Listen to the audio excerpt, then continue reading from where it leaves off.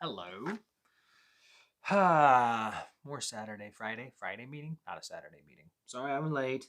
But I'm just gonna go quick today. We're got a little road trip we're doing, and we made it through chapter 36, and so now we're in chapter 37 of the book of Genesis. Let's just take a quick little see what we can get here from this verse, as maybe like a little devotional thing to think on for today. Now Jacob dwelt in the land where his father was a stranger in the land of Canaan, and this is the history of Jacob. Joseph, being 17 years old, was feeding the flock with his brothers, and the lad was with the sons of Bilhah and the sons of Zilpah, his father's wives. And Joseph brought a bad report of them to his father.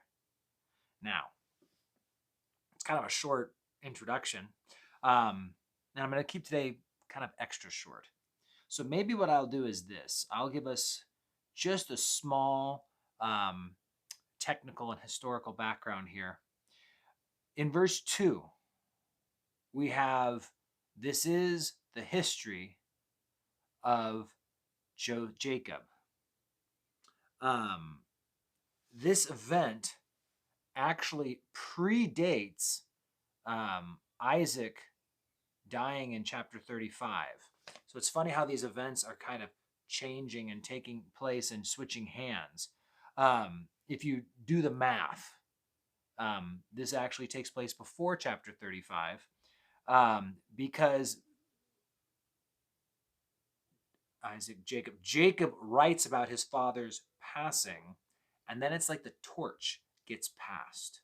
And here's the catch: it's been a long time since we talked about this, but in verse 2 we have our word Toledoth, which the idea is that this is the genealogy or the history of Jacob. It's the word used, genealogy, earlier on.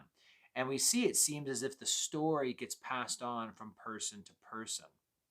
And so the idea is that Israel, Jacob, had been the one recording our story. And at this point, now the story of Genesis is being carried on by Joseph.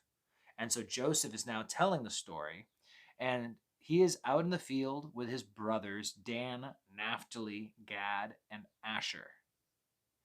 And Joseph is the beloved son of Rachel. So we have Jacob and Rachel, and she finally had her firstborn son, which was Joseph.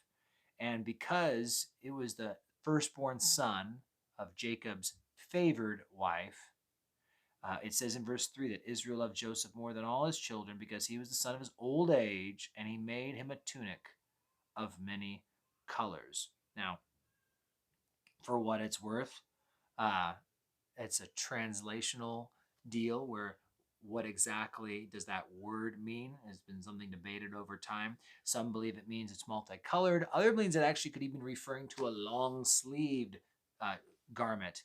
And kind of the idea behind that was long sleeves was something worn by people of significance, i.e. the master of the house would have these long sleeves because, hey, he's not doing any work. He's not getting his hands dirty, and the long sleeves don't get in the way. Um, Regardless, though, it doesn't really matter if it was long sleeved or multicolored. The point was that it signified that he was the favored son.